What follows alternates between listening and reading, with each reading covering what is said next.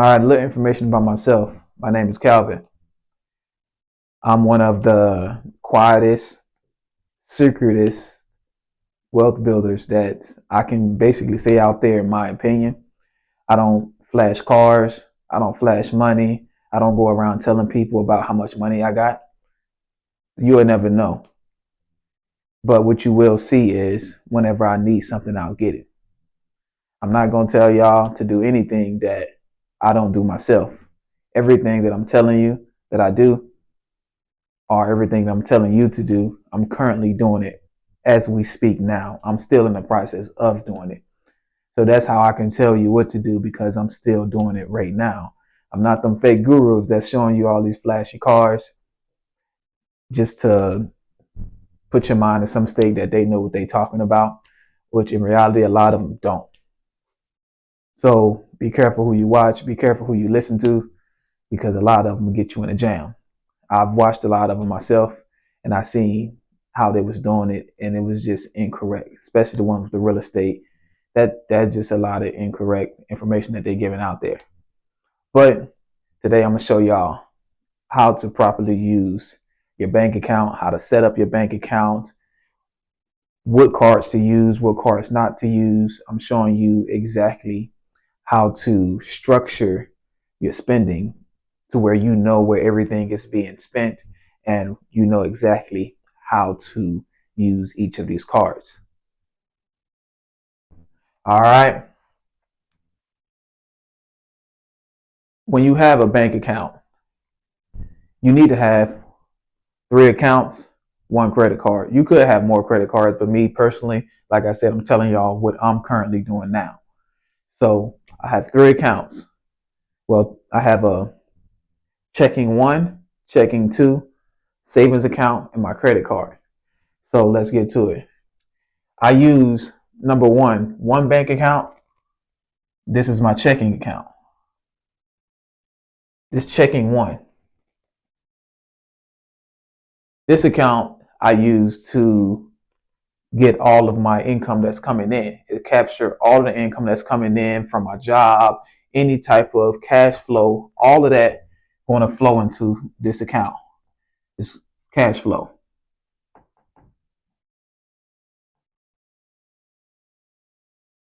So all cash flow flows into checking account one. So checking account two. This account right here, I call this the pay yourself first account. This account, whenever checking account one get paid, say like if checking account one get paid $1,000, checking account one just got paid $1,000, right? So checking account two, you want to automatically pay yourself first. So out of that $1,000, I want to take at least $300 and put $300 into checking account two. So which I am paying myself first. This right here. So I'm gonna put yourself. You pay yourself first. Then you're gonna have your savings. Your savings. I would say dedicate at least about maybe right around 200 to savings. That's after you pay yourself first. So right now, as we going in, we got your job pays you $1,000 a week. So we in that first week, right? We take that $1,000 and take 300 out of that $1,000 and put it into your pay yourself account. Then you take rated around 500, put it into your savings, right? Put it into your savings, but don't forget you still got that credit card right here. I use that as card 4. That credit card, that card is to be used to pay any of your bills, your like Netflix, internet, light bill, water bill, like your everyday usage. That's what that credit card is going to be used for. So you use the remaining of the $1,000 to pay into this credit card.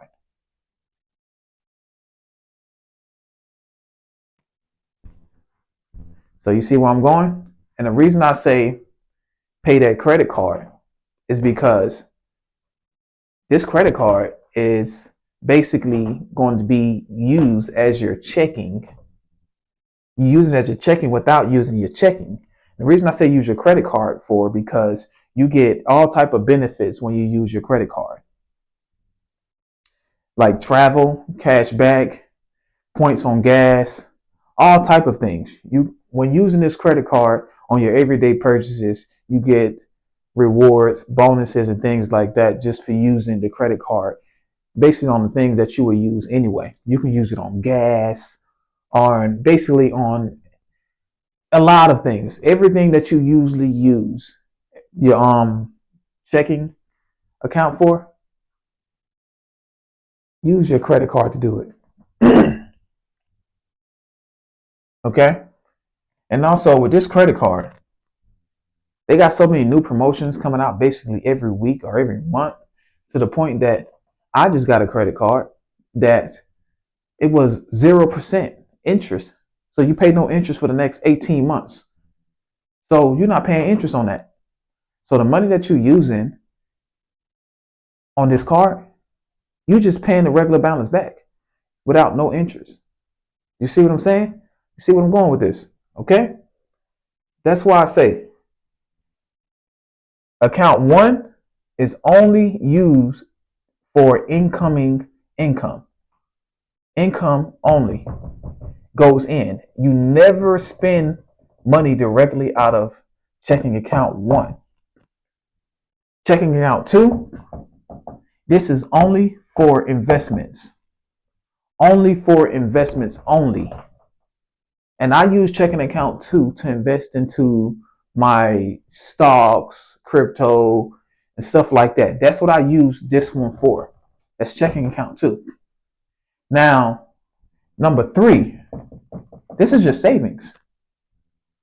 You don't always have to put into there, but I would say keep dedicating money to your savings until you reach right around 5 to 6 months of payments that can cover all of your bills for them 5 to 6 months. This right here is only used, and well, basically, this right here is basically just in case anything was to happen to your job. You still can live 5 to 6 months without doing anything. So that's why I call number three is your emergency fund. This right here will sustain you until you get another job or get more income or start another business. This is basically going to be your cushion to live off of while you ain't got no money coming in. But don't just live off this don't just live off of your savings. That's only until you get more income coming in. So when you get ready around 5 to 6 months in, you don't have to constantly keep adding money to there. So now instead of 500, after you reach 5 to 6 months of living expenses in your savings, instead of putting 500 in your savings every month, you can cut that now and put 200 in your savings. So now guess what?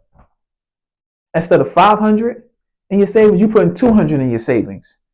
And now instead of paying yourself 300 for your investments, you can take that 200, that extra 200 from your savings, and well, that extra 300 from your savings, and add it to your pay yourself. So that's now you paying yourself $600 a month. You see what I'm saying? So now you got an extra $600 to take and put towards your investments. Because now you ain't got to dedicate all of that to your savings. You can even only pay 100 to your savings and pay an extra 400 to your pay yourself account. And now you paying yourself more. You see what I'm saying? And keep in mind, I know people are going to say the rent. If you're getting paid $1,000 a week, let's assume that your rent is $1,000 a month. This right here is not your rent check. whatever you get paid, if you're renting $1,000 a month, you say you got 4 weeks in that month, you get $1,000 a week. So 1,000, well, times 4, that's $4,000. You see that? You're getting $4,000 a month. But let's break it down to a little, because I know a lot of people don't be getting that. Let's say you get $500 a week. You get $500 per week, right? So 500. So now that's $2,000. That's more reasonable. That's a more reasonable number. Even with this right here, this equation still works out. That first week, you paying yourself, like that all dedicated towards you. But you know that second week, that $1,000 on the second week, all that goes towards rent, because we know your rent is $1,000. So you still going to be profiting, and you still going to be able to use this method. So that's how you properly structure and set up your bank account to use it in the right way in order to set yourself up for success. You know how the government, when you get paid, they immediately take their taxes out way before you even get the check. They do that because they don't trust you to pay them. So why not immediately pay yourself soon the check hits your account? Soon it hits your account, all these need to be on auto pay. Don't set it up to the fact that you got to go in there and you got to constantly think that, hey, I got to put money in this account, I got to put money in that account, I got to take money out of this account. Automatically, you need to automatic everything. Set up everything on autopilot. Because if you do that, it's a 98% chance that it's going to continue going and you're going to continue doing it because it's auto. You ain't got to put no effort into doing it. It's going to do it by itself. See what I'm saying? So automatically pay yourself immediately soon that money hit your bank account. So you don't have to worry about going into it, or you don't have to worry about, oh, well, I'm going to skip it this day, or I can go back next week and I can put it in next week, or I can put it in next month. No, automatic everything all the way across your account to the fact that you don't have to touch anything. Loans, checking account 1 is being funded from your job or any other type of income. That's going to make all the rest of the accounts work out perfect, because account 1 is going to fuel account 2. And when it fuel account 2 going to fuel your investment. So you building wealth through account 2. See what I'm saying? Account 2 is building wealth. Account 3 is building a shield around you. Account 3 is a shield. So just in case anything was to happen to your job or anything was to happen to account 1, once all the income stopped coming in, you have account 3 to hold you up until you can get more income flowing. Account 4, that's your credit card. You're spending everything that you need to spend, light bill, water bill, Netflix, Amazon, everything needs to be dedicated to that credit card. You see what I'm saying? Because if you go to a gas pump or a drink machine or anything like that, they put a skimmer on there and you swipe your credit card, you just got scammed. All that information is gone. But guess what? This is the secret to it. That's not your money they touching. Account 4 is a credit card. Your money is right here in checking account 1. Which one would you prefer them take? You prefer them take the money out of your checking account, or you prefer them take the credit card money? Who got the most money to fight back against them scams? In my case, and a lot of other people's cases, that bank that's loaned you that money on that credit card can fight them with a lot more money than you can.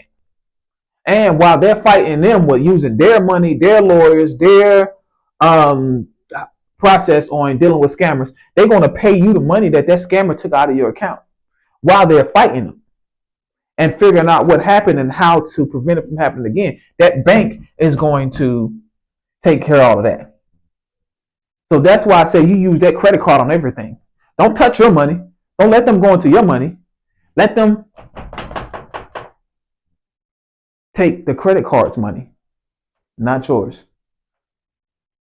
That's how you set yourself up for success. That's how you set your accounts up to know you're going to win every single time. That's how you know where all your money going to. That's how you gain points, flights, rewards, percentage off of things that thing that you buy every day. That credit card is going to do that. See what I'm saying? That's the picture. Follow these steps. You guarantee to win.